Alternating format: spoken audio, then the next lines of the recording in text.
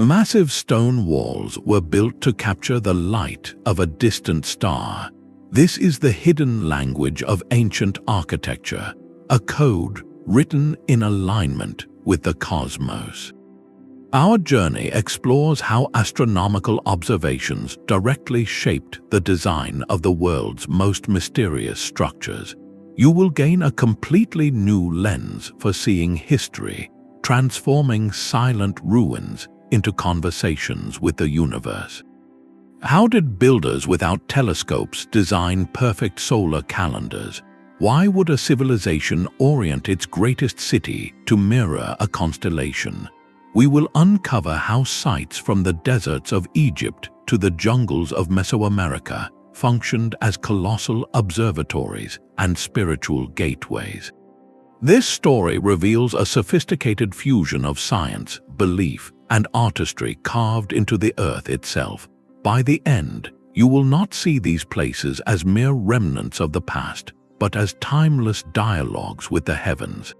What does our modern world overlook when we forget to look up? That priest astronomer's clay tablet was more than a map. It was a blueprint for reality itself. In their world, the sky was not a distant spectacle but a living, breathing clockwork, a divine script written in the movements of the sun, moon, and stars. To understand why they built the way they did, we must first step into their mindset. This is where the field of archaeoastronomy begins, a fascinating discipline that sits at the crossroads of archaeology, astronomy, and anthropology. It asks a simple but profound question: how did ancient cultures perceive the cosmos, and how did that perception shape their world on the ground? For these early societies, particularly those reliant on agriculture, the celestial cycles were not just beautiful. They were essential. The sun's journey told them when to plant and when to harvest. The moon's phases marked the passage of months. The predictable return of certain star patterns signaled seasonal changes long before any shift in the weather was felt. As scholar Anthony Aveni has often highlighted, this made the sky the most reliable calendar and clock they could ever possess. In a world of uncertainty, the heavens offered a framework of order, a rhythm so dependable it was seen as sacred. This knowledge was power, often held by a learned class of priest astronomers who could interpret these celestial signs. Their observations became the foundation for communal life, dictating the timing of festivals, religious ceremonies, and of course, the monumental projects that would define their civilization for millennia. This deep, ingrained need to mirror cosmic order on Earth is the core principle we must grasp. It was the first crucial step in a grand design process. Before a single stone was quarried or a foundation trench dug, the builders looked up. They sought to anchor their creations to the timeless mechanics of the universe, to make their temples and tombs resonate with the same eternal harmony they witnessed above. This celestial blueprint was their starting point, a shared foundational idea that would be expressed in stunningly different ways across deserts, mountains, and jungles. The question then becomes not if they used the sky as a guide, but how. What specific architectural language did they develop to speak to the stars? The most direct conversation between architecture and astronomy begins with the sun. Its dependable path across the sky provided the first and most powerful template for alignment.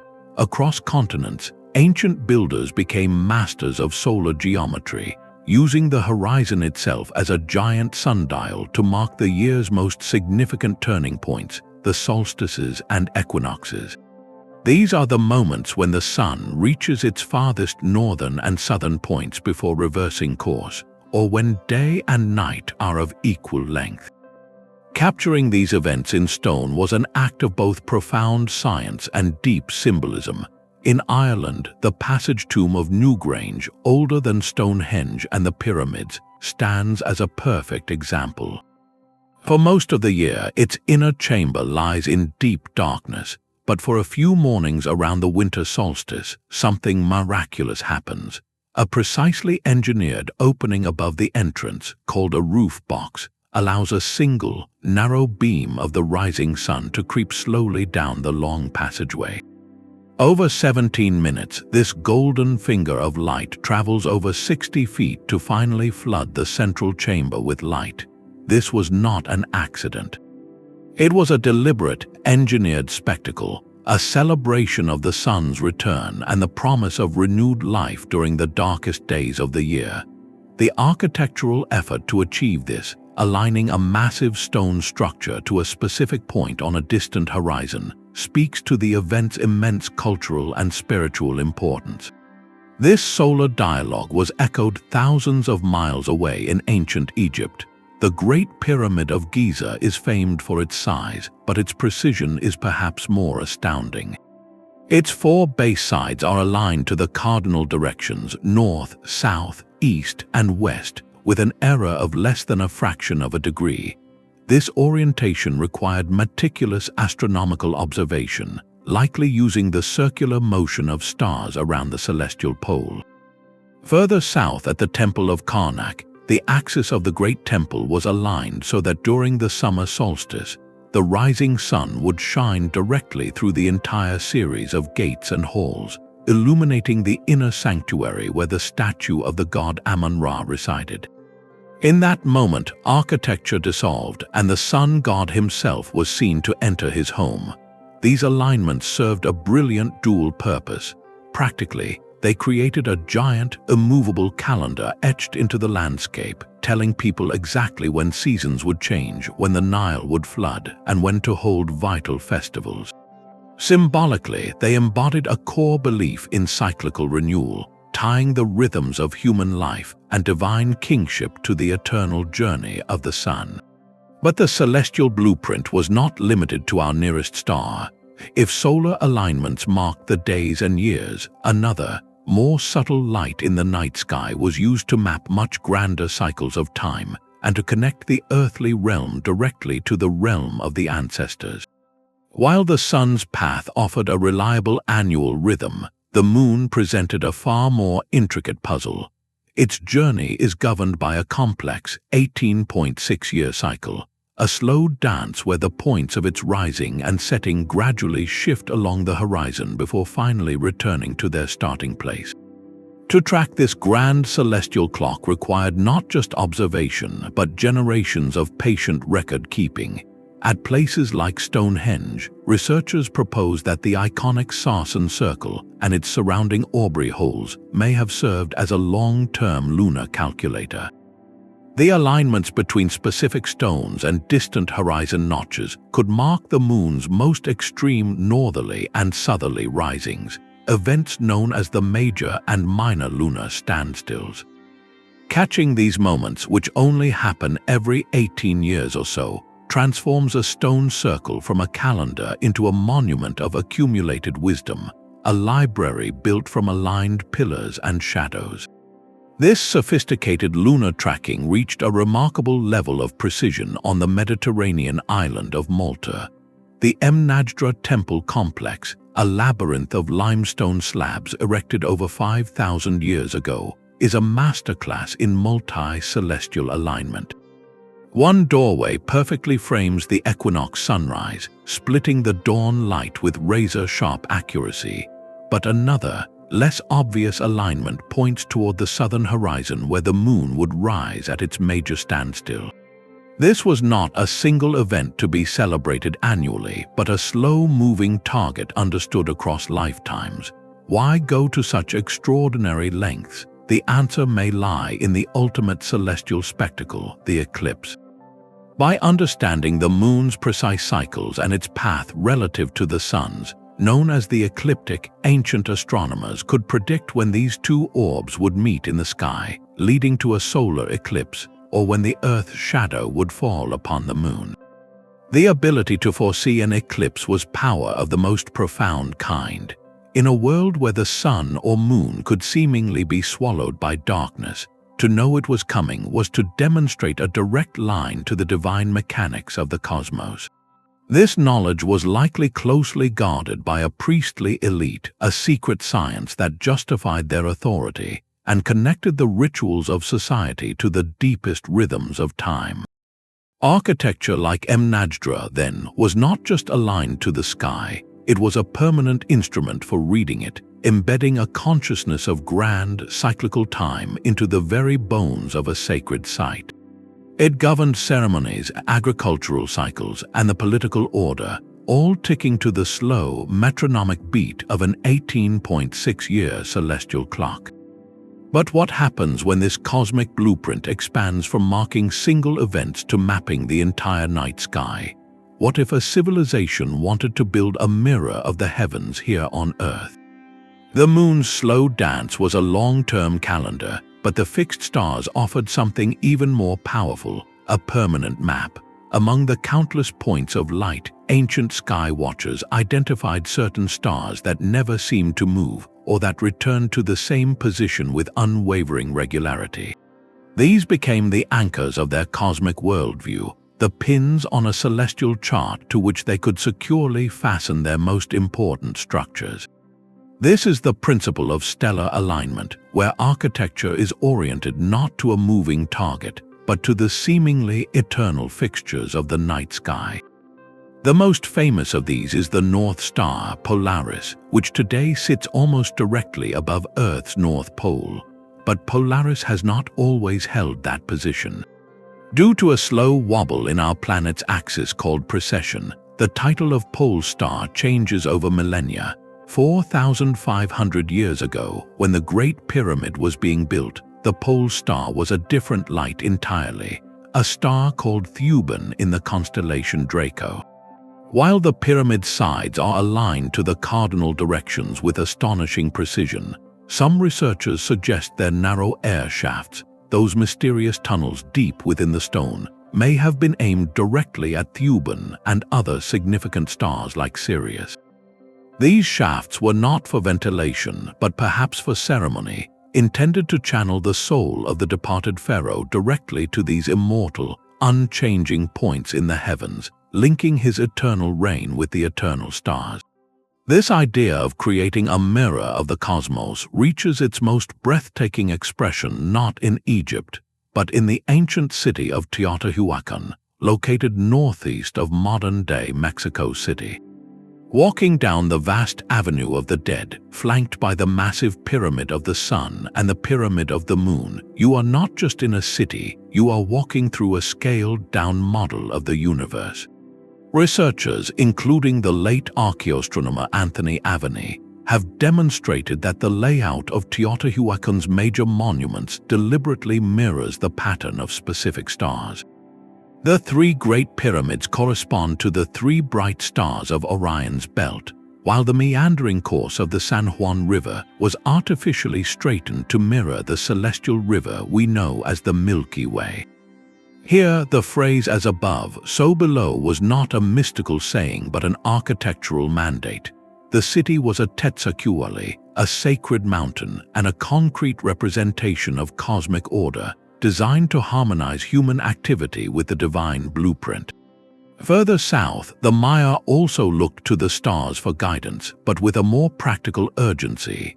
Their keen observations of the Pleiades star cluster, which disappears below the horizon for a period each year, signaled the coming of the rainy season and the critical time to prepare the fields for planting. This stellar event was so vital it was woven into their mythology and likely influenced the timing of rituals and the orientation of certain structures. In every case, from the shaft aimed at Thuban to the city mirroring Orion, these stellar alignments served a profound purpose. They transformed inert stone into a statement of cosmic belonging.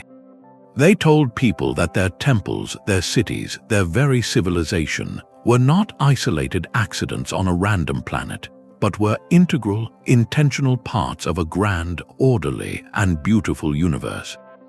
This celestial mirroring was the ultimate act of world building, but it also reveals a startling truth about the builders themselves. To achieve such precision across continents and centuries, they must have possessed a shared, sophisticated method, a kind of ancient global toolkit for turning sky observations into stone reality.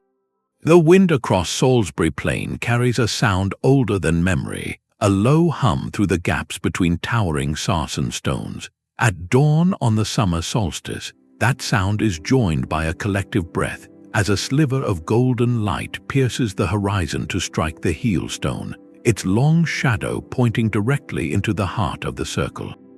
This moment is no accident but the result of 1,000 years of deliberate redesign, a monument that evolved into what some call a Neolithic computer. Stonehenge is our most powerful case study in multifunctional astronomical design, a machine built of earth and sky. Its construction unfolded in distinct phases, each adding a new layer of celestial function. The earliest monument, around 5,000 years ago, was a circular ditch and bank with wooden posts, possibly aligned to lunar events. But the iconic stone phases began with the arrival of the smaller bluestones, hauled from mountains over 150 miles away. Later, the massive sarsen stones were erected in their famous trilithon horseshoe and outer circle. The precision here is staggering. The axis of the monument, marked by the heel stone, is aligned to the summer solstice sunrise. But the builders were tracking more than the sun. The 4 station stones, arranged in a rectangle around the main circle, create alignments that point to the extreme rising and setting points of the moon during its major standstill, that 18.6-year cycle. This suggests Stonehenge was a long-term calendar, capable of predicting eclipses by marking when the sun's path and the moon's path crossed in the sky. The stones themselves hold further secrets. Recent high-resolution laser surveys of the sarsens revealed faint carvings that had been weathered invisible to the naked eye, depictions of bronze daggers and axes. To researchers, these are not random graffiti. They may represent specific constellations, perhaps a permanent star map etched into the very pillars used to observe them.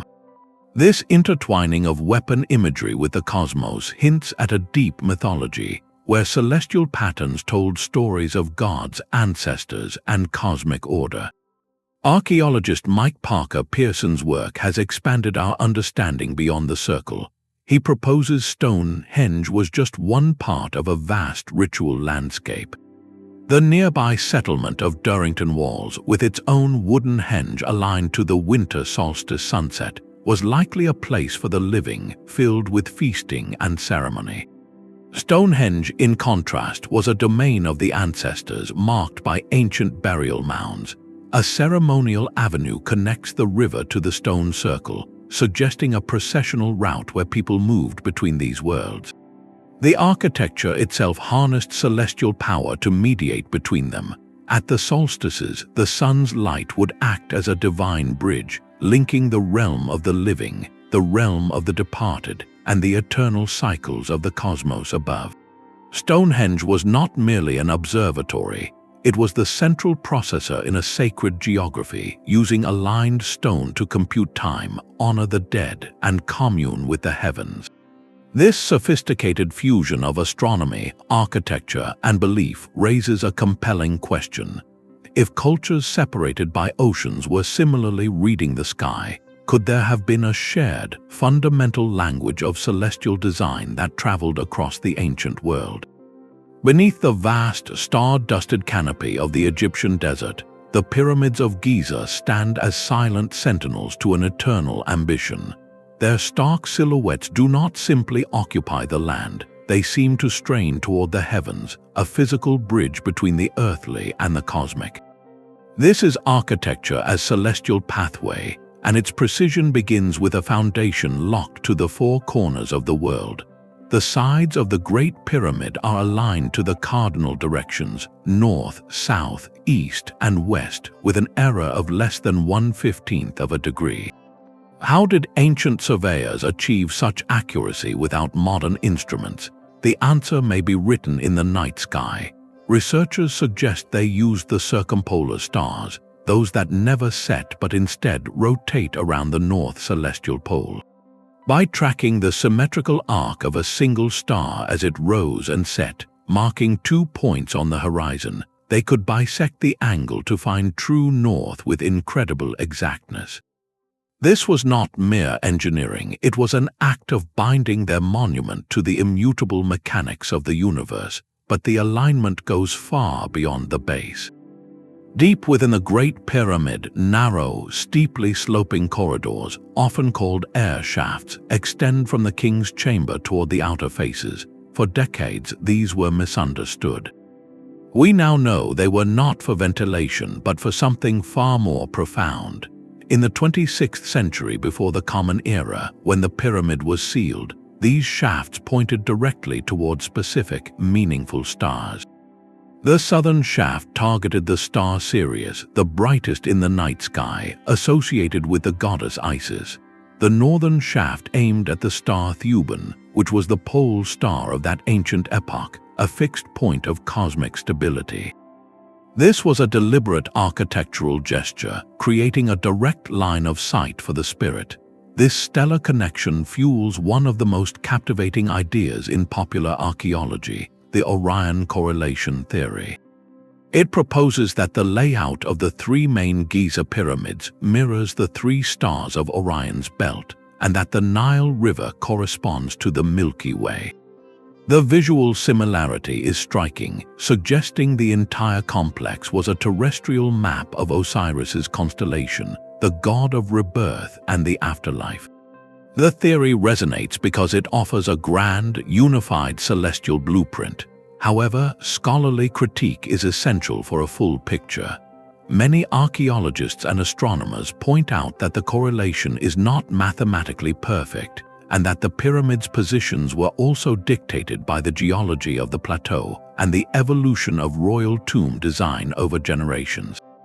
The night sky of 4,500 years ago also looked slightly different due to precession. While an exact one-to-one map is debated, the core insight remains powerful and widely accepted. The pyramids were profoundly connected to stellar mythology. Whether a precise map or a symbolic gesture, the ultimate purpose of these alignments was spiritual navigation. In the Egyptian belief system, the deceased pharaoh's soul, or Ka, would journey to join the imperishable stars, the Akhet. The pyramid, with its smooth, shining casing stones reflecting the sun, was seen as a ramp of light for this ascension. The star-pointing shafts served as celestial guide wires, channels for the royal spirit to find its way to its eternal destination among the gods. This transforms our understanding of the structure. It was not merely a tomb, a container for a physical form. It was a launch pad, a meticulously calibrated machine designed to synchronize a single, sacred transition with the timeless rhythms of the cosmos. The pharaoh's journey was the final, crucial alignment, completing a circuit between human destiny and the stellar realm. This deep desire to architecturally facilitate a journey beyond our world reveals a pattern that stretches far beyond the desert sands, into the dense jungles where another civilization built its own mountains to touch the sky. A different kind of celestial machine rises from the Yucatan jungle. At Chichen Itza, the structure known as El Caracol, the snail, for its peculiar spiral interior staircase, stands apart from the Grand Pyramids. Its design is not about mass or intimidation, but about a precise, narrow focus. This was a dedicated observatory, a stone telescope aimed at one of the most compelling actors in the Maya sky, the planet Venus. The building's oddly angled platform and its narrow, slit-like windows are not architectural quirks. They are deliberate sighting devices. Researchers have found that these windows frame the extreme northern and southern points on the horizon where Venus, as the evening star, would appear and disappear in its 8-year cycle. For the Maya, Venus was not a peaceful symbol. It was associated with the god Kukulcan or Quetzalcoatl, and its movements were seen as portents of war, conflict, and significant change. The ability to predict its precise appearance was a matter of state security and divine prophecy. This astronomical precision was codified in texts like the Dresden Codex, which contains Venus tables accurate over a span of centuries, demonstrating a mathematical and observational prowess that rivals any ancient civilization. But the Maya did not just observe the sky, they performed it. At the same pyramid of Kukulcan during the spring and autumn equinoxes, a breathtaking phenomenon occurs. As the sun sets, the stepped corners of the pyramid cast a series of triangular shadows down the northern balustrade. These shadows connect with stone serpent heads at the base, creating the illusion of a massive, undulating feathered serpent slithering down from the temple to the earth.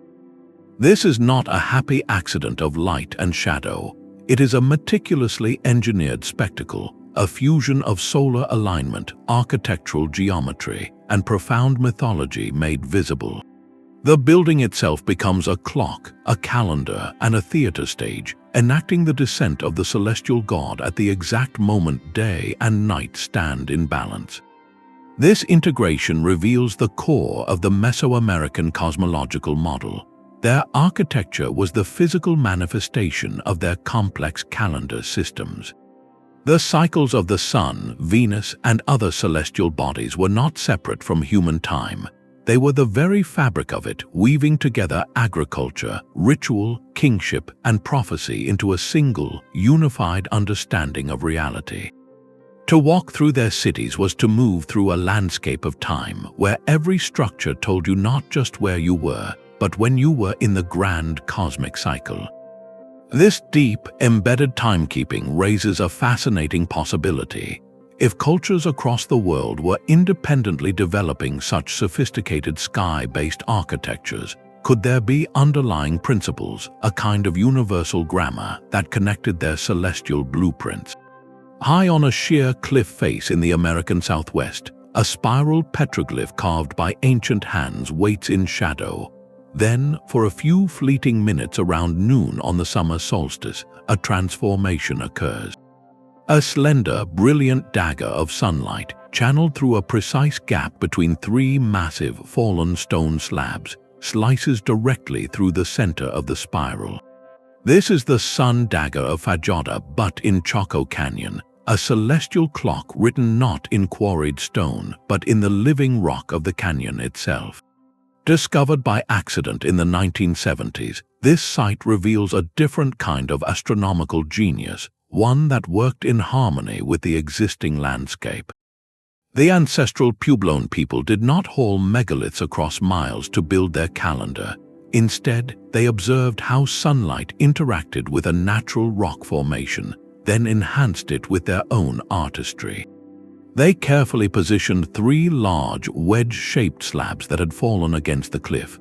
These slabs act as a celestial aperture, a natural camera obscura that filters the sun's rays. As the sun moves through its annual journey, the light passing through these gaps changes shape and position. At the summer solstice, it forms that single, sharp dagger bisecting the large spiral. At the winter solstice, two daggers of light perfectly bracket the same carving. During the equinoxes, a smaller, separate spiral nearby is pierced by a beam of light. This was not art for art's sake. It was a sophisticated, immovable agricultural calendar etched into the canyon wall. For the people of Chaco, a flourishing cultural center between the 9th and 12th centuries, knowing the exact timing of the solstices and equinoxes was critical. These dates marked the turning points of the seasons in an arid, challenging environment, signaling when to plant precious corn, beans, and squash, and when to prepare for harvest or the leaner months. The sun dagger transformed an abstract astronomical event into a public, undeniable spectacle of light and shadow, a communal confirmation that the cosmic cycle was proceeding as it should. This example beautifully expands our understanding of ancient sky watching. It shows that profound astronomical observation did not require towering pyramids or vast stone circles. It could be an act of subtle, brilliant modification, of seeing the potential in a sunlit crack on a cliff and sculpting it into a precision instrument. The ancestral Puebloans created a sacred geography where the landscape itself was alive with meaning, where a sunbeam became a teacher and a spiral on a rock face became a dial in a giant seasonal clock. This intimate integration of cosmos, earth, and art speaks to a universal human impulse, yet it also underscores a profound divergence in method. From the engineered light show at Newgrange to this solar dagger in the desert, cultures were finding their own unique architectural language for the same celestial conversations. But this raises a deeper, more haunting question about the purpose behind all this alignment. Was it purely for practical calendars and community ritual, or did these celestial designs serve a far more urgent, survival-based need tied to the very stability of their world? The sun dagger's silent precision speaks to a universal human need to mark time by the heavens, yet some civilizations sought to do far more than mark time. They aimed to recreate the entire universe in stone. In the dense Cambodian jungle, the first light of dawn on the spring equinox performs a ritual unchanged for nearly 900 years. A single, brilliant shaft of sunlight pierces the horizon to strike the very heart of the central tower of Angkor Wat. This is not a chance alignment, but the opening act in a daily celestial drama encoded into the world's largest religious monument. Angkor Wat is not merely a temple, it is a Hindu cosmogram, a three-dimensional map of the cosmos designed to align the earthly kingdom with the divine order. Its entire layout is a symbolic representation of the universe. The central quincunx of towers represents Mount Meru, the mythical axis of the world in Hindu and Buddhist cosmology. The concentric galleries are the mountain ranges that surround it, while the vast, encompassing moat symbolizes the cosmic ocean. To walk from the outer gate toward the central sanctuary is to embark on a spiritual journey from the outer world toward the sacred center of all creation. This architectural symbolism is reinforced by stunning bas-reliefs that stretch for miles along the gallery walls. They depict not only epic myths like the churning of the ocean of milk, but also celestial beings, apsaras and devas, forever dancing in stone. The temple is a permanent congregation of the divine, a meeting place where the human and cosmic realms intersect. One of its most debated mysteries is its Western orientation. Most Hindu temples face east toward the rising sun. Angkor Wat's primary entrance faces west, a direction often associated with the setting sun, and in some contexts with the realm of ancestors. This has led scholars to propose various theories. Some suggest it reinforces the temple's role as a funerary monument for King Suryavarman II, connecting his legacy to the solar cycle's end. Others look to the stars, proposing that the western axis aligns with specific celestial events, perhaps even tracking the setting of the Draco constellation, which in some interpretations mirrors the temple's distinctive profile. While the exact stellar connection remains a topic of research, the solar alignment is undeniable and deeply intentional. The equinox alignment ensures that the sun, the embodiment of the god Vishnu to whom the temple was dedicated, directly sanctifies the sacred center at a moment of perfect celestial balance. This grand design served a profound political and spiritual purpose. By building a microcosm of the universe, the Khmer king demonstrated that his rule was not arbitrary, but a direct reflection of cosmic law. The harmony of the temple mirrored the harmony he was meant to uphold in his kingdom. Angkor Wat was the ultimate statement of celestial mandate, architecture so vast and precise that it convinced all who entered that the king's authority was woven into the very fabric of the stars.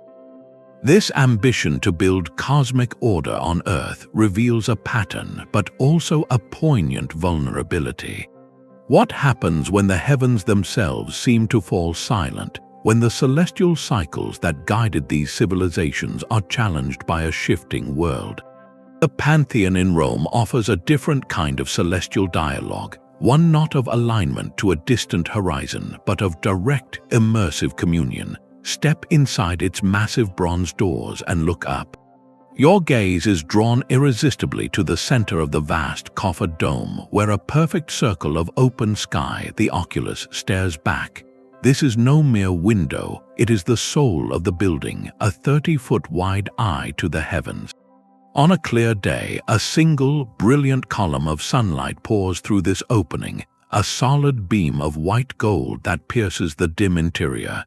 This beam is not static. It is a celestial clock hand, sweeping slowly across the intricate marble floor and gilded walls as the hours pass. The light spot grows and fades, shifts and stretches, marking the sun's journey with silent, majestic precision. On the spring equinox at precisely noon, this moving spotlight performs a special act. It aligns perfectly to flood the grand northern entrance with light, a moment of architectural and astronomical harmony. The effect transforms the entire space. The Pantheon becomes a colossal, inverted sundial where the floor is the dial and the sunbeam is the gnomon. The coffered ceiling, with its 5 rows of 28 recessed panels, may have even served as a more subtle calendar, its geometry perhaps tracking lunar cycles or the passage of weeks. While its primary purpose was overwhelmingly symbolic, a literal opening to the realm of the gods, its function as a timekeeping instrument was an undeniable and powerful byproduct. To stand in that shifting light is to feel the turning of the planet, to witness the cosmos actively participating in the architecture. The engineering behind this feat is as staggering as the experience. That concrete dome, still the world's largest unreinforced concrete dome nearly 2,000 years later, is a masterpiece of Roman ingenuity.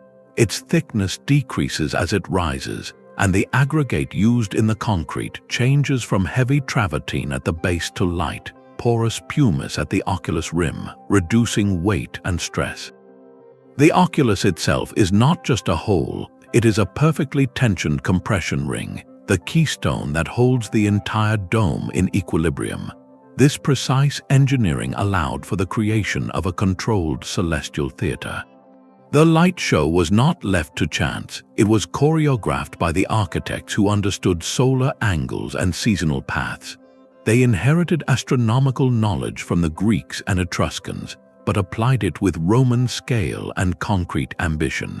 The Pantheon synthesizes this knowledge into a space of profound civic and spiritual power. It was a temple to all the gods, and the oculus ensured that the greatest god of all, the sun, was a permanent, dynamic occupant of the hall. Rain would also fall through the opening, collecting in a drainage system below, meaning the temple was open to all aspects of the sky. This created a living, breathing environment where the architecture framed the raw elements, inviting the cosmos directly into the heart of Roman civic life. It was the ultimate statement of control over the natural world, not by blocking it out, but by framing it, domesticating it, and turning its cycles into a daily performance of imperial and divine order. Far older than Rome's concrete dome, a different kind of celestial architecture was taking shape on a windswept Mediterranean archipelago. On the islands of Malta and Gozo, massive temples built from colossal limestone blocks stand as silent witnesses to a culture that mastered sky and stone millennia before the pyramids rose in Egypt. The G-With above Gantaja complex on Gozo, whose name means Giant's Tower, is a staggering 5,800 years old. Its 2 temple units, enclosed by a common outer wall, are among the oldest free-standing stone structures in the world. To stand before its curved facade is to feel the weight of deep time, a monument erected by a people with no metal tools, no written language, and a profound, urgent need to connect with the cosmos. The architecture here is organic, almost womb-like, with a series of apses or curved chambers, leading off a central corridor. The builders used a construction technique known as corbelling, where each layer of stone slightly overlaps the one below, creating a domed effect. The entrances are framed by massive trilithons, 2 upright stones capped by a horizontal lintel, creating a powerful threshold between the outside world and the sacred interior.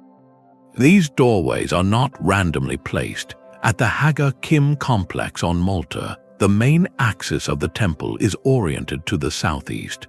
On the morning of the summer solstice, the first rays of the rising sun streamed directly through this entrance, illuminating the dark, inner recesses of the central apse.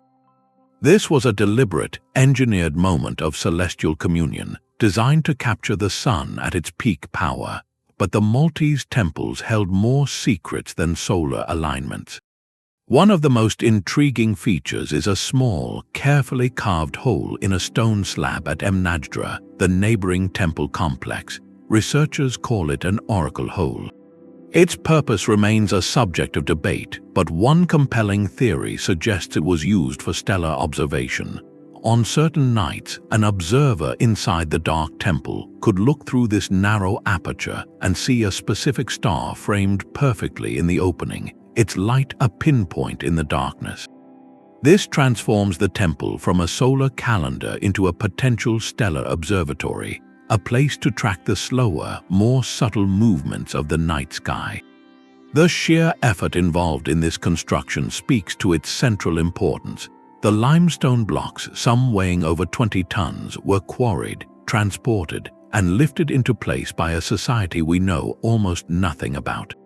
They left behind no grand cities, only these temples and underground burial chambers called hypogee. This suggests a culture whose entire communal energy was focused on ritual, cosmology, and the veneration of ancestors. The temples are filled with carvings of spirals, plants, and corpulent figures often interpreted as mother goddesses, all pointing to a deep preoccupation with fertility, the cycles of life, and the regenerative power of nature. Their architecture was a tool to harness and direct what they saw as celestial energies. By aligning their most sacred spaces to the solstice sun, they were performing a kind of cosmic agriculture, ensuring the sun's life-giving power would be channeled into their community, their crops, and their own cycle of existence. The temples were not just buildings, they were batteries for spiritual power, designed to synchronize human fate with the rhythms of the universe. In their silent, curving chambers, we see one of humanity's earliest and most intense attempts to build a bridge between earth and sky, to create a permanent home where the divine could be invited in with the dawn. This deep attunement to natural cycles raises a haunting question about the end of such sophisticated cultures, and what their silent stones might still be trying to tell us about resilience in the face of cosmic change. From the intimate chambers of Malta, we now ascend to a scale that defies earthly comprehension. High above the arid plains of southern Peru, the true nature of the Nazca lines reveals itself. Stretching across nearly 200 square miles of desert plateau, these geoglyphs are not structures you walk inside, but colossal art you walk upon, a canvas so vast its artists could never see their own completed work from the ground. Etched by removing the dark, sun-baked surface pebbles to reveal the lighter earth beneath, the lines form perfect geometric shapes, trapezoids, and spirals, alongside enormous depictions of a hummingbird, a spider, a monkey, and a killer whale. Their sheer size is staggering, some figures longer than 2 football fields, their straight lines running for miles without deviation. This monumental effort, created by the Nazca culture between 500 BCE and 500 CE, presents one of history's most captivating riddles. Why would a people create art only fully visible from the perspective of the gods? For decades, the leading theory has been astronomical. Pioneering researcher Maria Reich dedicated her life to mapping and studying the lines, proposing that they formed a giant celestial calendar. Her meticulous surveys suggested that many of the long, arrow-straight lines pointed directly to the horizon positions of the sun at the solstices and equinoxes, while others might have aligned with the rising or setting points of bright stars or constellations. The distinctive figure of the spider, for instance, has been interpreted by some as a terrestrial representation of the constellation Orion, its elongated leg corresponding to Orion's belt. The figure of the monkey, with its characteristically coiled tail, has been similarly linked to the shape of the Big Dipper. In this view, the desert floor was transformed into an observatory without walls, a sacred diagram where the rhythms of the cosmos were projected onto the landscape to mark time for agriculture and ritual. Yet, the astronomical hypothesis is not without its critics. Many archaeologists point out that while some alignments exist, the sheer number of lines means some will coincidentally point to celestial bodies. The more pressing question for the Nazca people, living in one of the driest places on Earth, was likely water, not stars. Alternative theories propose the lines were ceremonial pathways used in rituals to summon life-giving water from the mountains. The geoglyphs often lead to or from sources of water, and many of the animal figures are associated with fertility and rain in Andean cosmology. The lines may have served as processional routes, walked by priests and pilgrims to communicate with mountain deities or apus who controlled the precious rainfall and underground aquifers. From this perspective, the figures were not star maps, but powerful symbols meant to be activated by human movement and prayer, a form of sympathetic magic to ensure survival. Perhaps the most compelling idea is that these purposes were not mutually exclusive. In the Nazca worldview, the celestial and the terrestrial were intimately connected. Water came from the mountains, but its cycles were governed by the sun and the stars. An alignment marking a solstice sunrise could simultaneously be a pathway for a ritual celebrating the sun's return and its power to influence the rainy season. The spider, whether linked to Orion or not, held deep mythological significance. The act of creating and maintaining the lines themselves may have been the central spiritual practice, a way of weaving the community into the fabric of the landscape and the cosmos above. The very fact that they are best seen from above raises a profound point.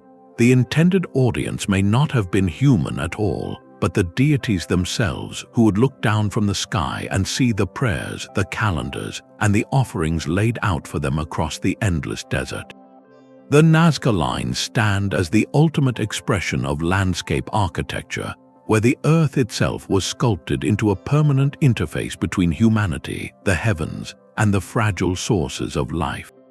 This drive to inscribe cosmic order onto the land reveals a pattern of profound attunement, but it also hints at a vulnerability. When the celestial cycles you depend upon begin to falter, when the rains fail to follow the predicted stars, what happens to a civilization built on that perfect harmony? The Southern Cross hangs low over the silent, granite walls of Great Zimbabwe, a constellation unseen by the builders of Stonehenge or the pyramids. This magnificent stone complex, the largest ancient structure south of the Sahara, speaks a different dialect in the universal language of celestial architecture. For too long, the narrative of ancient astronomy has orbited a familiar set of cultures, overlooking the sophisticated sky lore developed across the African continent. Here, under a different canopy of stars, a civilization built its political and spiritual center in harmony with the cosmos. The very layout of Great Zimbabwe, with its concentric walls, enigmatic conical tower, and strategic hilltop acropolis, suggests a design far more intentional than mere fortification. Researchers examining the site have noted that certain walls and openings appear aligned to the solstice sunrises and sunsets, turning the massive stone curtains into a giant seasonal calendar. The famous conical tower, a solid structure with no interior, remains a profound mystery. Some scholars propose it may have served as a gnomon, casting a critical shadow to mark the passage of the sun or moon, its shape perhaps echoing the granaries that sustain the kingdom, linking celestial cycles directly to agricultural abundance and royal provision. This architectural intelligence was supported by a deep, living tradition of knowledge. Among the Shona people, descendants of the builders, oral histories and later ethnographic studies reveal a rich tapestry of astronomical understanding. Specific stars and constellations were named and tracked, not as distant lights but as guides for practical life. The heliacal rising of certain stars signaled the time to prepare the fields or to begin the harvest. The phases of the moon organized the ceremonial calendar, dictating the timing of rituals and community gatherings. This was a functional, applied science woven into the fabric of daily survival and spiritual practice. At Great Zimbabwe, this knowledge was monumentalized. The ruler's authority, derived from control over trade in gold and ivory, was sanctified by this connection to the heavens. By orienting the capital to capture the sun's key movements, the leadership demonstrated that their power was not arbitrary, but a reflection of the natural and cosmic order. The king, likely seen as an intermediary between the people and the ancestral spirits who resided in the stars, lived and ruled from a city that was itself a microcosm of that universe. This realization is crucial. It shatters any lingering notion that sophisticated celestial observation was the exclusive domain of a few celebrated civilizations. From the Southern Cross over Zimbabwe to the Pleiades over Mesoamerica, from the Solstice Dagger in Chaco Canyon to the stellar shafts of Giza, humanity everywhere was looking up. We were all reading the same celestial clock, but we were building different, equally brilliant machines to tell the time. This global tapestry of sky-watching cultures presents us with a haunting, beautiful pattern and a silent, unanswered question echoing from all these sites. If our ancestors everywhere were so exquisitely tuned to the cycles of the cosmos, what profound shock could possibly disrupt such a deep, universal harmony? A different philosophy of celestial harmony is written in the quiet geometry of Beijing's Temple of Heaven. Here, the emperors of the Ming and Qing dynasties walked a solemn path each year to perform the most vital rite of their rule, pleading with the cosmos for bountiful harvests and the continued mandate of heaven.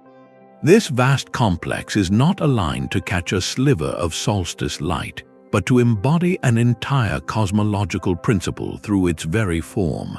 The architecture itself is the prayer. The central structure, the Hall of Prayer for Good Harvests, is a masterpiece of symbolic intent. It is a magnificent circular building with a triple-eaved blue roof, representing the vault of heaven, and it stands upon 3 tiers of a white marble terrace that is perfectly square, representing the earth. This is the direct physical manifestation of the ancient Chinese concept of Tian Yuan Di Fang. The heavens are round, the earth is square. Every detail reinforces this harmony. The 4 central pillars of the hall represent the 4 seasons. The 12 inner columns symbolize the 12 months, and the 12 outer columns stand for the 12 two-hour periods of the day.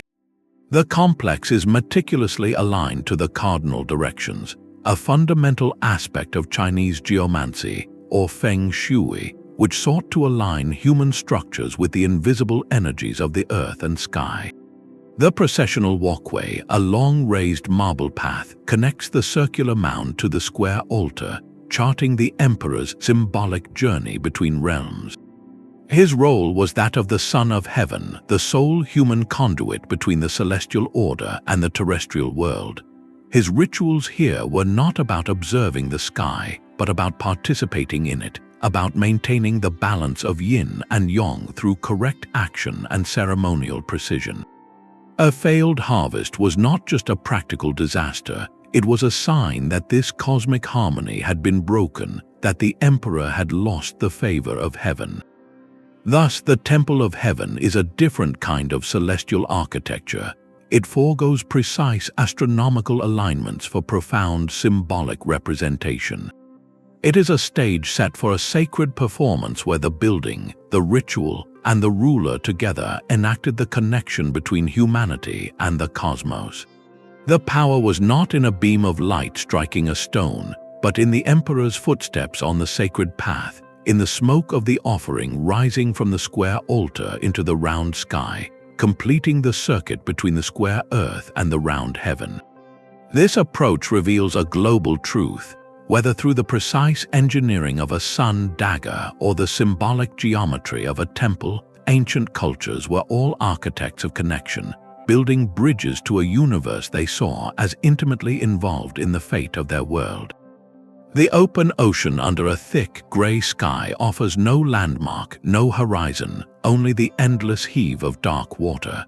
For a Viking navigator steering a wooden longship toward Greenland or even farther west, this was the ultimate test.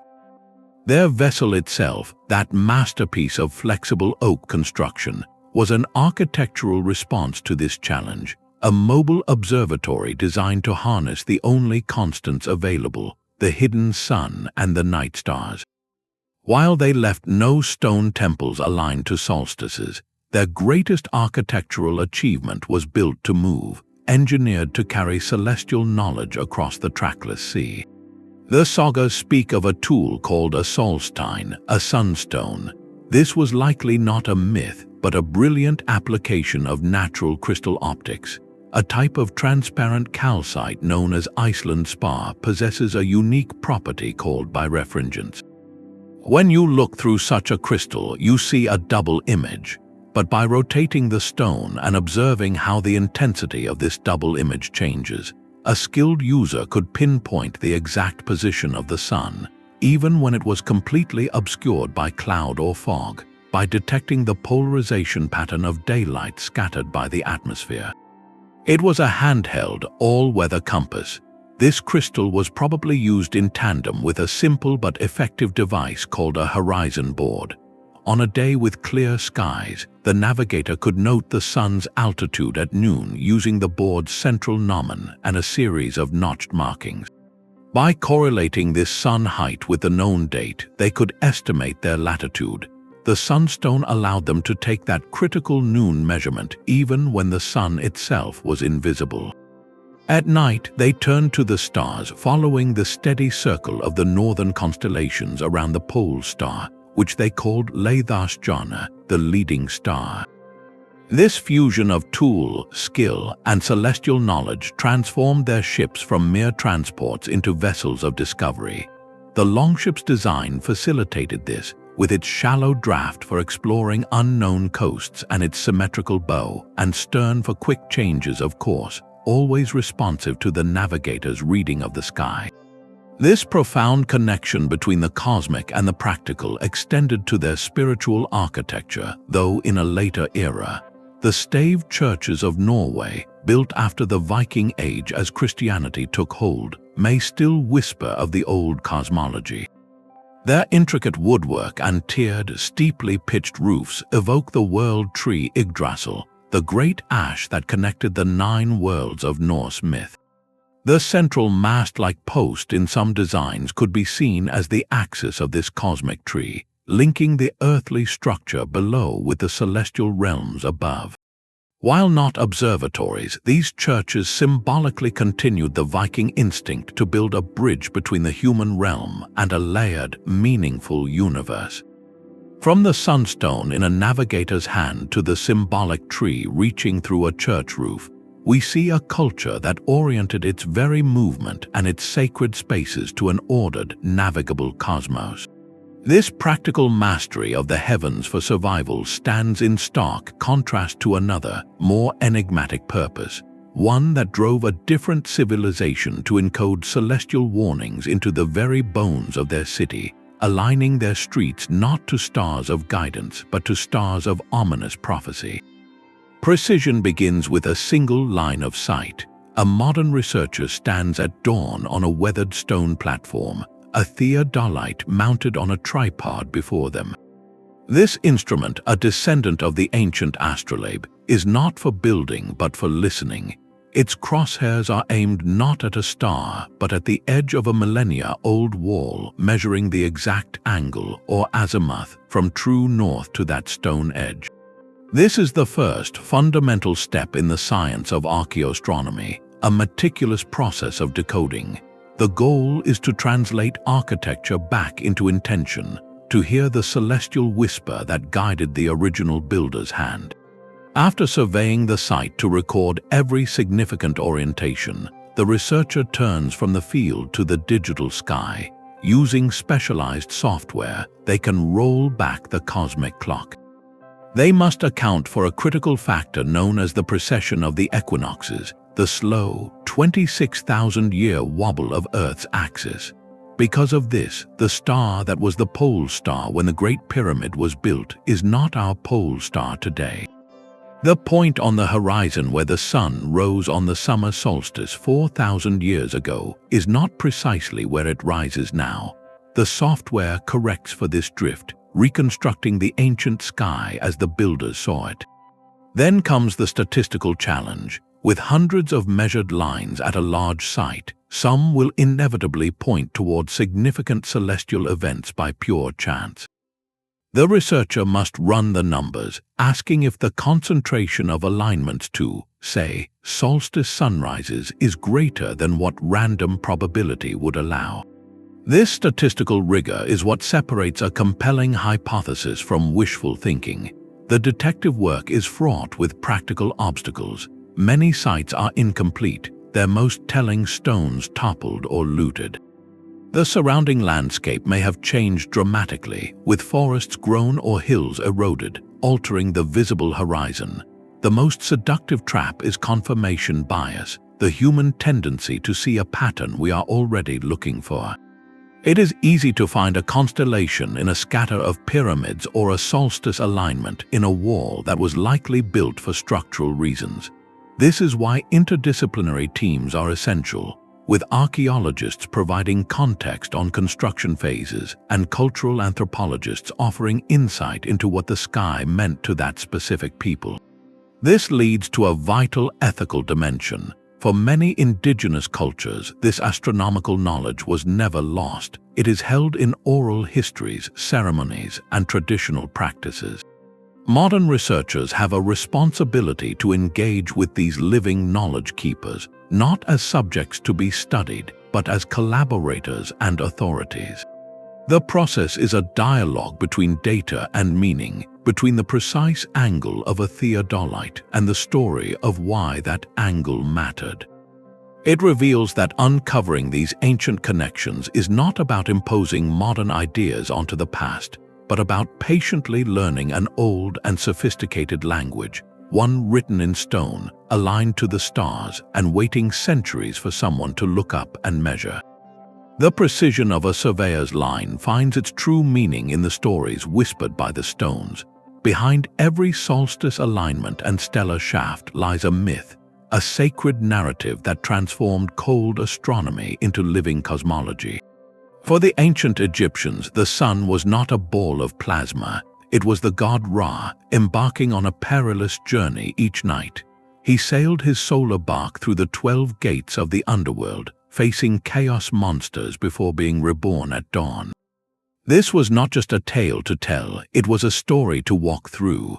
The long, dark, processional corridors of their temples, like the hypostyle hall at Karnak, were architectural recreations of that nightly voyage.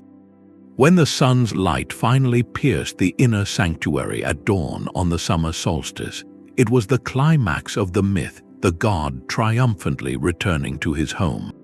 The alignment was the mechanism, but the myth was the meaning. It explained why the alignment mattered, connecting the rhythm of the temple to the eternal struggle between order and chaos. This fusion of story and structure appears across the world. In Mesoamerica, the Maya gazed at the shimmering band of the Milky Way and saw a cosmic serpent, a vast world tree, or the white road of the ancestors.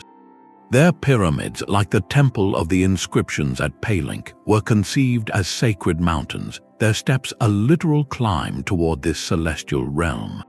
The ruler's burial deep within was not an end but an ascent, his spirit following the road of the Milky Way to join the gods. The architecture provided the physical launchpad for a journey described in the stars. Similarly, the complex Hindu temple is a detailed map for the soul's liberation. Its towering shikara, or spire, represents Mount Meru, the axis of the universe. The devotee's circumambulation through its mandala-like plan is a symbolic journey through different planes of consciousness, moving from the outer world of illusion toward the inner sanctum, the Garbhagriha or womb chamber, which holds the divine essence. Here, the building itself is a three-dimensional instruction manual for transcendence, its geometry and orientation charting a spiritual course written in the language of cosmology. These mythic frameworks provided the powerful why that justified the immense how of construction. Aligning a multi-ton block to a star rising once every 18 years is an act of staggering communal effort. That effort only makes sense if the entire society believes the stability of the world depends on it. The rituals performed within these aligned spaces were not mere ceremonies. They were critical maintenance work on reality itself. By reenacting the sun's victory over darkness at the solstice, or by having the king embody the feathered serpent descending the pyramid, the community was actively participating in sustaining the cosmic order. This reinforced everything: the agricultural cycles tied to the gods' movements, the social hierarchy sanctified by celestial mandate, and the authority of the priest-king who alone could mediate these forces. The architecture was the permanent stage, the myth was the timeless script, and the ritual was the live performance that renewed the contract between heaven and earth. To see only the astronomical alignment is to admire the clockwork while missing the purpose of the time it keeps, the sacred story that gave every sunrise its meaning and every solstice its power. A blueprint in the sky is one thing, but anchoring it to the earth is an act of staggering physical will. How do you move a stone slab heavier than 10 elephants across miles of rugged terrain, then lift it into a position so precise it will catch the first sliver of a solstice sun 5,000 years from now? The answer lies not in lost technologies or alien intervention, but in a profound understanding of simple physics, patient observation, and the coordinated power of a community united by a sacred vision. The first and most critical step was establishing a perfect foundation, a level plane locked to the cardinal directions. Before a single cornerstone was set, ancient engineers used the most reliable tool they had, the sky itself. A simple gnomon, a vertical rod stuck into the ground, acted as a primitive sundial.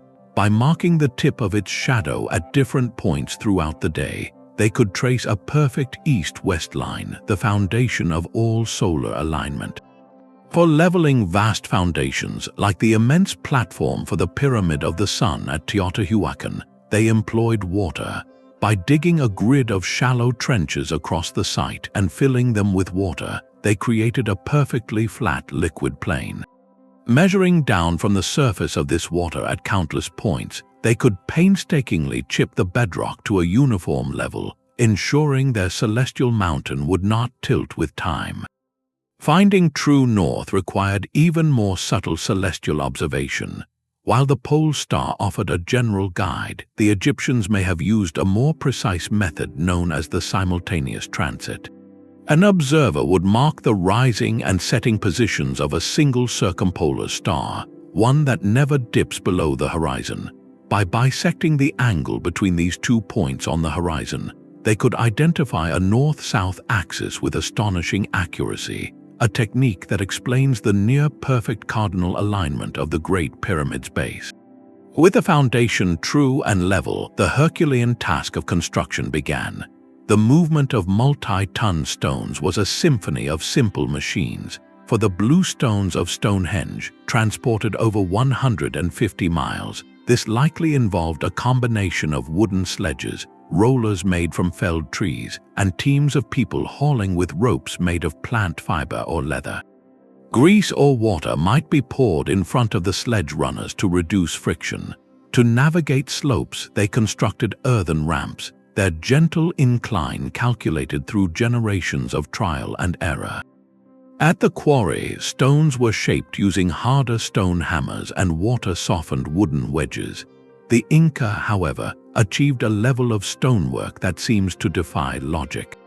At sites like the Coricancha, the Temple of the Sun in Cusco, and the fortress of Sacsayhuaman, they fitted massive, irregularly shaped blocks together so tightly that a razor blade cannot slip between them. This was not magic, but a masterful application of patient craftsmanship.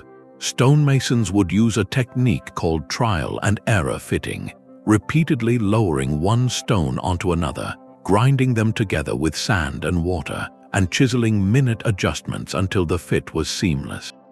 This created structures of immense stability, perfectly capable of holding precise alignments through centuries of earthquakes.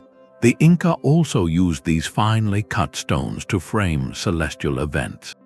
Windows and niches in the Kukulcan were positioned so that on the June solstice, sunlight would fall on a specific sacred stone, marking the sun's turning point in the sky. This was engineering in service of astronomy, every perfect joint and calculated angle ensuring that the celestial signal would be received without fail. The final ingredient was human spirit.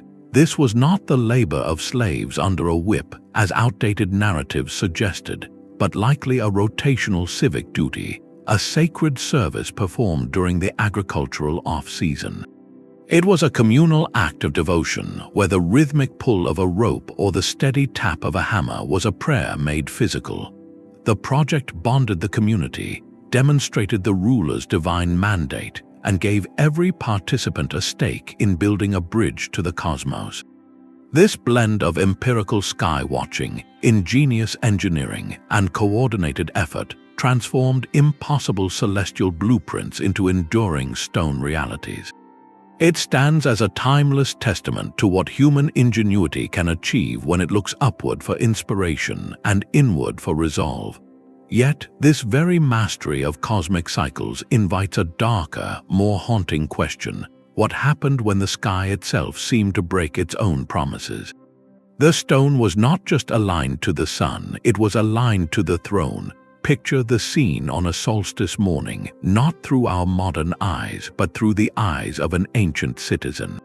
The crowd gathers in the pre-dawn chill, filling the vast plaza before the temple. A hush falls. All eyes are fixed on the eastern horizon, and on the figure standing alone upon the high platform, the king or high priest. As the first sliver of sun breaks the line of the earth, a collective gasp ripples through the multitude. A beam of light, as if on command, slices through a narrow doorway, travels down a long, dark corridor, and comes to rest, glowing, upon the statue of the god, or perhaps upon the ruler himself. In that electrifying moment, architecture performed a miracle, and the man who stood at the center of that miracle was not just a spectator, he was the conductor.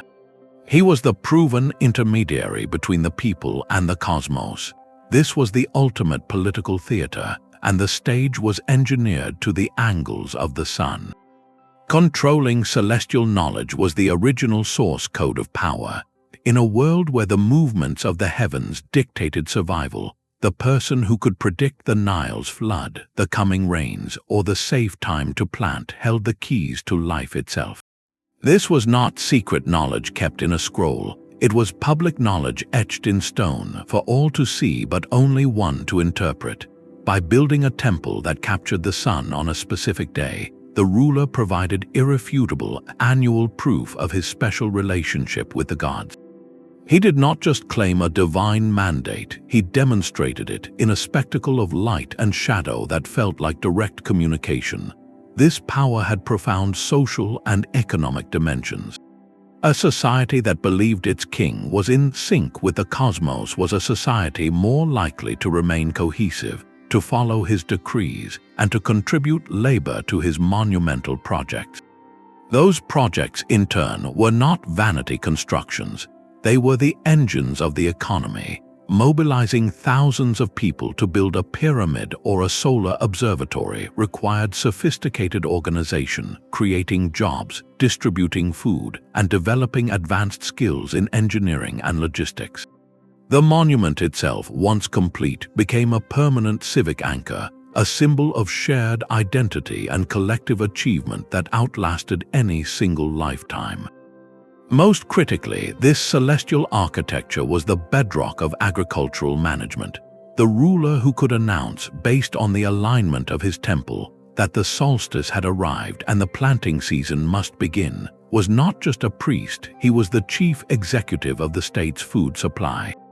His accurate predictions ensured bounty, and bounty ensured stability. The ability to foresee an eclipse, that terrifying moment when the sun or moon was swallowed, was the pinnacle of this power. When a priest-king could stand before his people and announce that the gods would darken the sky on a certain day, and then the event transpired exactly as foretold, his authority was cemented as unshakable. He had not just predicted a natural event, he had showcased his command over the very schedule of the divine. Therefore, these astronomically precise structures were far more than calendars or observatories. They were the permanent, immutable propaganda of the state, carved in stone and illuminated by heaven itself.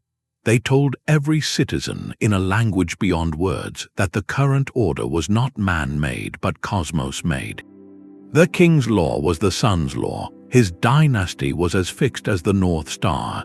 This brilliant fusion of science, spectacle, and statecraft stabilized kingdoms for generations. Yet this very stability, built upon a perfect celestial harmony, makes their eventual silence all the more haunting. What happens when the cosmic clockwork, the very foundation of this power, begins to stutter and fail? The dazzling light show of a solstice alignment can sometimes blind us to a more complex reality. For every well-documented case of intentional celestial architecture, there are dozens of speculative claims that stretch the evidence beyond recognition. This is the critical frontier of archaeoastronomy, where rigorous scholarship must carefully separate the signal of ancient intention from the noise of modern imagination. Our brains are wired to find patterns, a psychological phenomenon called pareidolia. It is why we see faces in clouds, animals in rock formations, and even a human visage in the hills of Mars when viewed from a certain angle. This same instinct can lead us to see constellations in random city layouts or divine alignments in walls built for purely structural reasons. The challenge for researchers is to distinguish between a pattern that is genuinely there, placed by design, and one that we unconsciously impose because we are looking for it. This is where statistical analysis becomes the essential tool.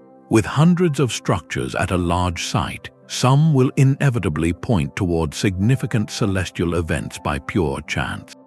The key question is whether the concentration of such alignments is greater than what random probability would allow.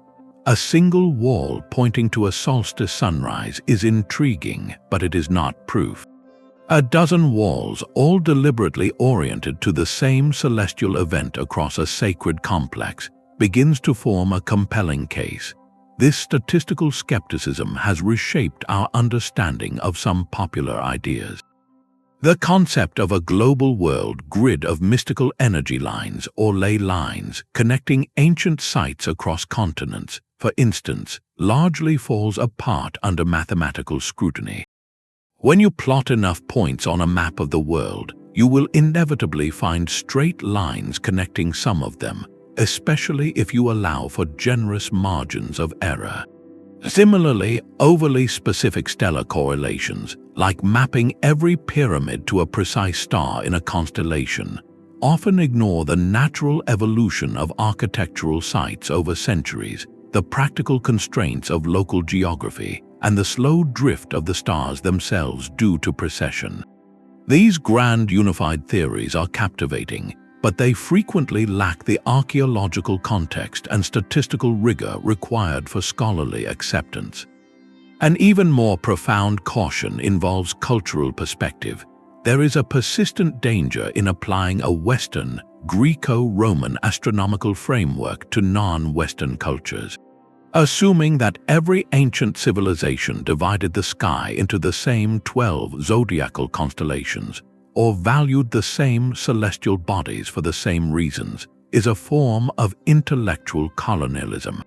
The Maya saw the cosmos as a great ceiba tree. The Inca saw the Milky Way as a celestial river. Their architectural alignments served those unique cosmologies, not an imported star chart. What looks to us like an observatory for tracking planets might have been, for its builders, a stage for reenacting a creation myth where those planets played the role of gods. This critical perspective is not meant to drain the mystery from these sites, but to deepen our respect for them. It reminds us that the ancient mind was complex, driven by a blend of practical need, spiritual belief, political calculation, and artistic expression that we may never fully disentangle. Not every stone was placed for an astronomical reason, and to claim otherwise diminishes the ingenuity of the builders, reducing their multifaceted culture to a single function. The true work of unraveling these historical mysteries requires a balanced, evidence-based approach. It demands patience, interdisciplinary collaboration, and a humility that acknowledges the limits of our understanding. By embracing this rigor, we move beyond captivating speculation and closer to a more authentic and often more fascinating, demonstrable truth. This careful sifting of fact from fiction leads us to a poignant and inevitable question, one that hangs over every silent, aligned stone we have explored. If these civilizations were so exquisitely attuned to the heavens, what profound rupture could possibly cause such a deep cosmic conversation to finally fall silent? The ancient impulse to build in harmony with the heavens did not vanish with the last stone circle or pyramid. It simply changed its language. Look up at the sweeping parabolic curve of the Greenwich Royal Observatory in London, a structure literally designed to catch starlight for precision measurement. Its form is dictated by the physics of light and the need to track celestial motion, a direct descendant of the solar-aligned temple, but speaking in the dialect of Newton and Einstein. This reveals a profound continuity.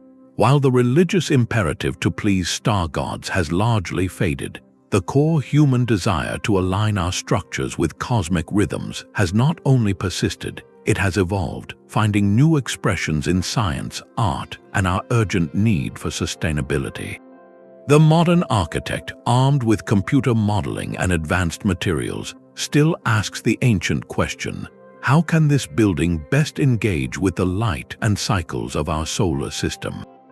The answers are everywhere. In passive solar design, entire homes and office buildings are oriented and shaped to maximize warmth from the winter sun while deflecting the intense heat of summer, turning the structure itself into a sophisticated climate regulator.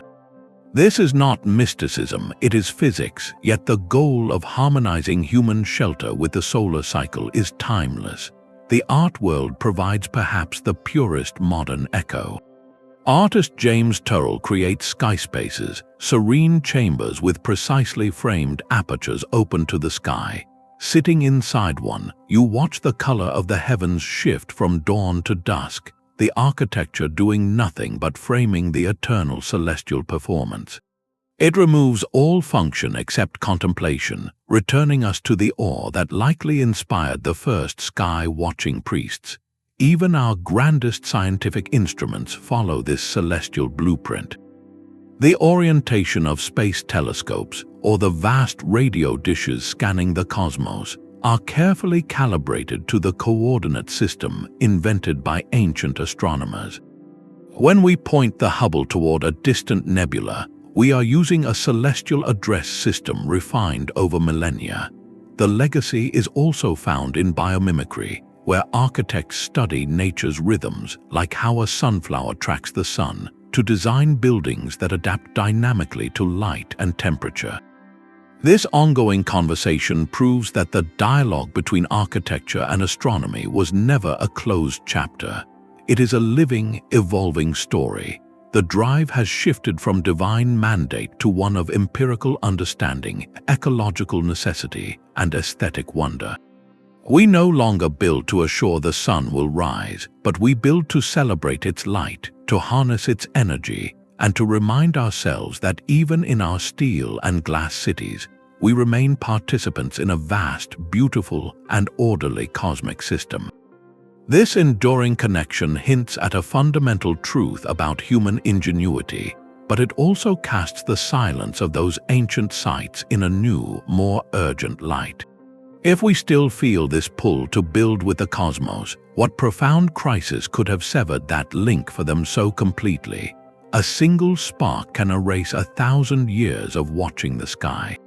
The Great Library of Alexandria was more than a building. It was the memory of the ancient world, a vast repository where Egyptian star charts, Babylonian eclipse records, and Greek celestial theories were gathered under one roof. Its destruction, a slow series of fires and conflicts over centuries, stands as a powerful symbol for a far greater tragedy: the fragmentation of a deep and interconnected understanding of the cosmos. When those scrolls burned, entire systems of knowledge, the precise why behind so many celestial alignments, dissolved into smoke. The architectural machines remained, but their operating manuals were lost. This was not an isolated event. Across the globe, as empires fell, languages faded, and cultural priorities shifted, the sophisticated sky lore that guided generations began to slip into silence. The great stones still pointed to the solstice sun, but the stories explaining that alignment, the rituals that gave it power, and the community that understood its nuance often faded away. The structures became magnificent, silent puzzles, yet knowledge, like starlight, has a stubborn persistence. It does not vanish, it merely changes hands. As the Western classical world entered a period often labeled a dark age, other cultures became the diligent librarians of celestial wisdom. Greek astronomical texts, the works of Ptolemy and others, were not lost forever. They were carefully preserved, translated, and significantly expanded upon by scholars in the Islamic Golden Age. In centers of learning like Baghdad's House of Wisdom, astronomers such as al-Battani made precise observations that refined planetary models, while instruments like the astrolabe were perfected. This knowledge, safeguarded and enhanced, would later flow back into Europe through translations in places like Moorish Spain. It became a crucial seed for the scientific flowering of the Renaissance, when figures like Copernicus and Kepler began to remap the heavens with a new, heliocentric vision. The rediscovery was not just of texts but of a way of seeing, a reawakening to the idea that the universe followed mathematical laws that could be understood. For the silent monuments, however, true rediscovery would take much longer. By the 19th century, sites like Stonehenge were seen primarily as druidic temples or primitive monuments. The idea that they embodied precise, predictive astronomy was largely forgotten, a victim of that ancient rupture in the chain of knowledge. The systematic decoding began with pioneers who looked at these ruins with new eyes. In the late 1800s, the British astronomer Norman Lockyer, applying his knowledge of solar and lunar movements, proposed that Stonehenge and ancient Egyptian temples were deliberately aligned to celestial events. He faced skepticism, but he planted a crucial seed, suggesting these were not just places of worship, but also instruments of observation. The real revolution came in the 1960s with the work of Gerald Hawkins. An astronomer by training, Hawkins used an early computer to analyze hundreds of potential alignments at Stonehenge. His famous book, Stonehenge Decoded, argued forcefully that the monument functioned as a Neolithic computer for predicting eclipses. While his specific conclusions remained debated, his methodology was transformative. He applied rigorous, data-driven analysis from the field of astronomy to the silent stones, treating them not as mystical artifacts, but as a complex code to be cracked. This journey from loss to recovery highlights a profound truth about the human story. Our understanding is fragile, a flickering flame easily dispersed by the winds of conflict, cultural shift, or simple neglect. The aligned stones of our ancestors are a testament to that fragility, standing as magnificent questions carved in rock. Yet they also testify to an enduring power, the relentless human drive to solve a mystery, to reconnect a broken circuit of meaning. Each researcher with a theodolite, each astronomer running a software simulation, is participating in a conversation that was interrupted for centuries. We are not just uncovering how they tracked the stars, we are slowly learning to hear the questions they were asking of the universe. This process of piecing together celestial secrets across time invites us to look at these sites with a double vision. to see both the magnificent achievement and the ghost of the lost knowledge that once brought it to life, a reminder that every era must learn to read the sky for itself. The silent stones hold their angles, but the sky above them has never stopped moving. To truly understand the intent of the builders, we must see the world as they saw it, with the stars precisely where they stood millennia ago. This is now possible not with a time machine but with a computer. Researchers can now boot up a digital simulation, rewinding the night sky 5,000 years over a precise three-dimensional model of Stonehenge. With a few clicks, they watch the moon rise through a gap between stones that today seems aimless, only to see it align perfectly with a major lunar standstill, as it would have appeared in 2500 BCE. This is the frontier of virtual archaeoastronomy, where cutting-edge technology is becoming our most powerful tool for decoding the past. The cornerstone of this work is specialized planetarium software, like the widely used program Stellarium. It doesn't just show the modern sky, it can calculate the precise positions of every star, planet, and the sun back through millennia, accounting for the slow wobble of Earth's axis known as precession. When this celestial data is layered onto a highly accurate three-dimensional scan of an ancient site, something remarkable happens. Hypotheses that were once educated guesses can be tested with mathematical certainty. Was this window designed to frame Venus as the evening star? The software can show if, and exactly when, that alignment would have been true. This digital rigor helps separate compelling patterns from mere coincidence, bringing a new level of scientific validation to the field. Beyond the stars, another technology is revealing lost landscapes. Light detection and ranging, or LiDAR, uses aircraft to fire millions of laser pulses at the ground. These pulses penetrate dense jungle canopy, mapping the terrain beneath to create a stunningly detailed topographic model. In places like the jungles of Guatemala and Cambodia, LiDAR has unveiled vast networks of hidden roads, plazas, and structures invisible from the ground. This allows archaeologists to see the full context of a site for the first time. A solitary pyramid in a clearing might now be understood as the center of a sprawling, carefully planned city, whose very street grid could be oriented to celestial events. This holistic view is crucial because an alignment is not just about one stone pointing at one star. It is about the entire ceremonial landscape working in concert with the cosmos. Perhaps the most immersive tool is virtual reality. Donning a headset, a researcher or even a student can stand within a digitally reconstructed temple on the exact day of a solstice. They can look up and watch the sunbeam crawl across the floor exactly as it would have for an ancient priest. This is experimental archaeology of the mind, allowing us to literally see through the eyes of the builders and experience the emotional and psychological impact of their designs.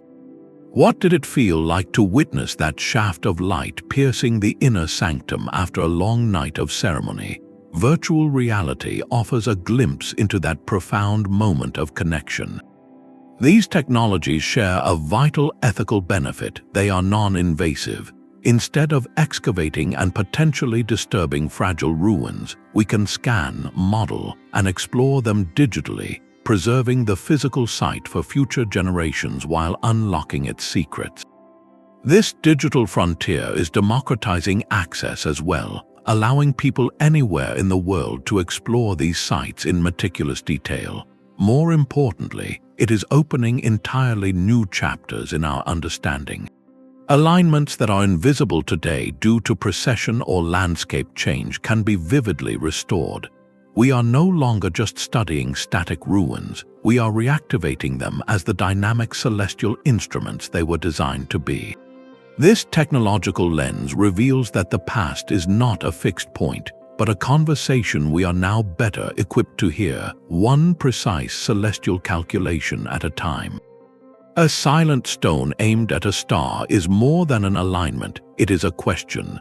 Across continents and centuries, humanity has consistently raised these stone questions toward the heavens, and in their precise angles, we find a profound reflection of our own condition.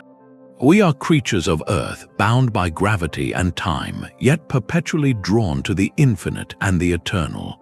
This celestial architecture is the physical evidence of that tension, a bridge built from the bedrock of our world to the vault of the cosmos.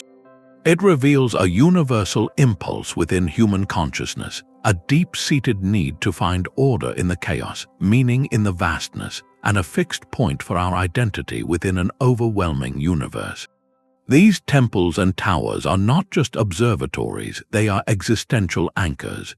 In a world of impermanence where seasons change and generations pass, the stars offered a promise of constancy. By aligning a temple to the solstice sun or a tomb shaft to the pole star, our ancestors were performing a profound act of cosmic stitching. They were attempting to sew the transient tapestry of human life, with all its joys and hardships, into the enduring fabric of the heavens.